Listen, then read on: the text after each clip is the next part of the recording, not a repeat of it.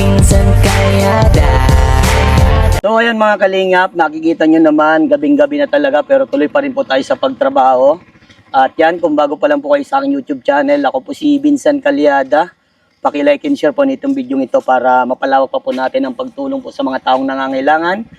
At huwag niyo pong kalimutan na pindutin po ang notification bell para lagi po kayong updated po sa aking mga bagong uploads. At please po don't skip ads kasi malaking bagay yan sa pantulong po natin. So ngayon mga kalingap, ay pupunta tayo kay Ella. Dahil meron pong pinapabot si Lolo Henry ng 10,000 pesos para dito sa batang ito. Napakahusay, napakabait, napakatalino at talagang deserve niya din ng tulong. So tara mga kalingap, samahan niyo po ako at talagang gabing-gabi na. Ayan mga kalingap, overtime na ang masipag na scouter. Tao po. Magandang gabi po. Papoy. Pero dog, papasok ako agad ha. Ay, grabe ang bait. Yan. Hello, magandang gabi. Gandang gabi po. Gabi ka na po. Oo, talaga. Kailangan magsipag para sa ekonomiya. Where's your mother and father? Ay, si mama po, nagbibili po. Nagbibili. Kasama mo makulit. Nakakasama si Makulit. Si tatay, where's tatay? Ay, andyan po, nauwi pa lang po baga Ay, kami. grabe. Pagod na pagod. So, Asan si tatay? Di ko pa nakikita si tatay. Ay, Tay. Ay, andito si nauwi tatay. pa lang po ay. Tara po dito, tay. Kisi? Ay, tay, bless po. Grabe, pagod-pagod atang ating... Magandang gabi, tay. Upo ka dyan, tay. Nauwi pa lang. Oo.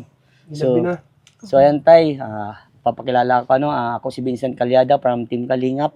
Siguro napanood mo na po at nakwento na din siguro sa inyo ni Ella na nabablog ko siya. So, ayan, tay, anong pangalan mo, tay?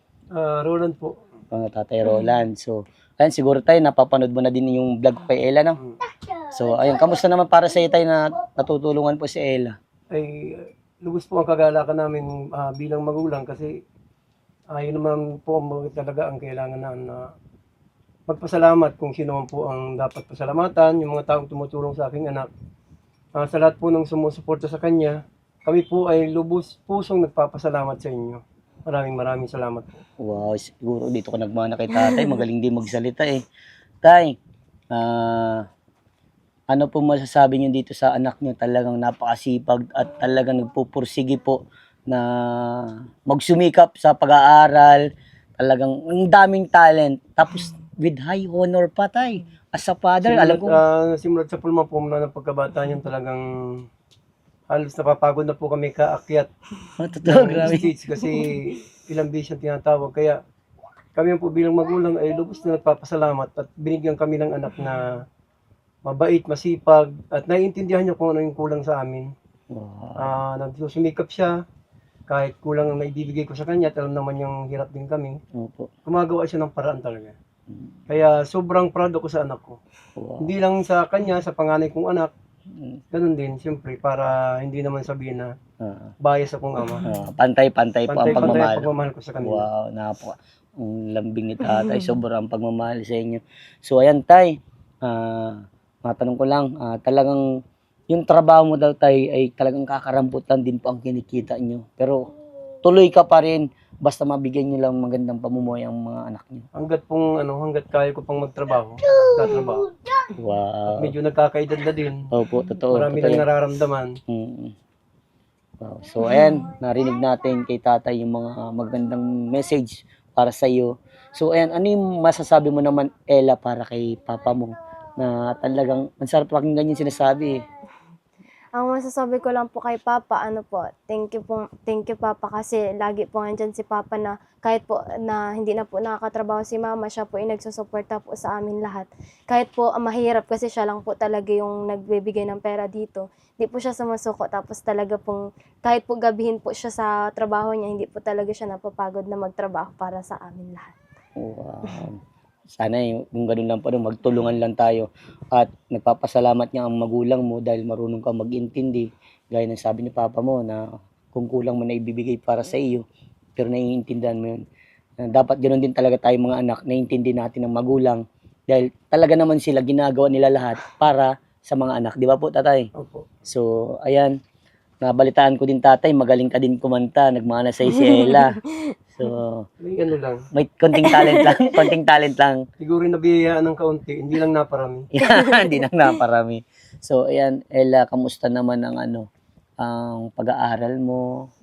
Sa ngayon po, nung nakaraan po, baga wala pa kami masyadong nagle-lesson. Mm. Ngayon po, madami na din po kaming ginagawa. May, na din po kami, parang case study po, research. Yes, so, Na kailangan din po namin yung mga sa midterms po ipapasa. Madami na din pong ginagawa, pero kayawan po.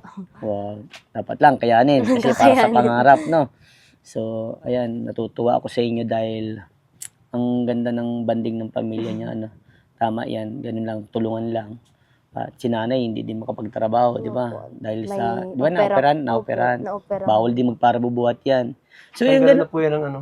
Tinanggal ang abdo niya. So, ikaw, tay, matanong ko lang po, paano mo po na-handle yung ganitong sitwasyon po as a tatay? Kasi marami din tayong viewers po ng mga tatay din, mga magulang. Paano mo po na-handle yung ganitong sitwasyon na may ginto kang anak, napakahusay, may panganay ka pa. Yung, di bang, nakikita mo sila yung ang taas ng pangarap nila, pero yung nabibigay nyo po ikakarampot lang. Paano nyo po napupunan o nabibigyan ng magandang buhay ang mga ganitong mga anak?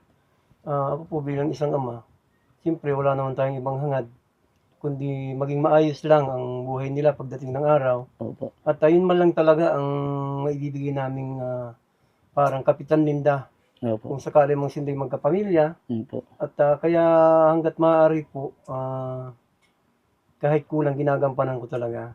At kung kailangan nga po na mag-extra minsan, ginagawa ko rin kahit panggabi kasi dating trabaho ko naman yan, sir, panggabi. Ay gagawin ko para kahit papaano yung karampot, kahit papaano yung karampot ay madadagdagan Opo. para maibigay ko sa kanila. Sana nga ni, ipagpatuloy mo anak yung ano mo, yung goal mo sa buhay at makatapos ka ng pag-aaral mo. Kaya simula pa po nung unang mapanood ko yung vlog niya, sabi ko lubos-lubos ang pasalamat namin sa mga sa tulad mo po, Sir Vincent, maraming salamat po. Walang ano man po. At doon po sa lahat ng sumusuporta at nagmamahal sa aking anak at walang sawang tumutulong. Yan po ay lubos namin pasasalamatan talaga. At bago po kami matutulog nga sabi ko nga isama natin sa panalangin para lalong ang blessing ay dumagsa sa kanila. Wow, nakakatuwa naman. So, ayan tay, isang magandang payo lang tayo para sa magulang. Ano po yung pwedeng magandang payo mo po? May share mo po sa vlog na to. Dinanas ko po kaya yan kailangan lang talaga bilang isang ama, panindigan mo kung ano yung kaya mong gawin at kung ano yung pwede mong itulong sa pamilya ay dapat gawin talaga. At siyempre kailangan mananalig ka din sa Diyos para kahit papaano tulungan din tayo Yes. bilang isang ama. Wow. Kakatuwa. Hanggang husay din na tatay magano. Nahihiya pa po ako niyan. Nahiya pa. Napakahusay niya magsalita. So ito, Ella, natutuwa rin ako dahil marami talaga naghahanap sa iyo. At natutuwa ako dahil meron kang ngayon blessing na matatanggap mula po ito kay Lolo Henry. Si Lolo Henry yung nag-sponsor din sa pagbigas yung sumama ka, yung kalalinsay. So ayan, nagpaabot po tatay ng 10,000 para kay Ella. Grabe. Ito Ella. Nakakatuwa naman. Salamat po. Ito Ella. Kapita mo. 1. Wait lang ha. 2. 3. 4. 5, 6, 7, 8, 9, 10. O, pabilang ulit, Ella. Pabilang daw ulit.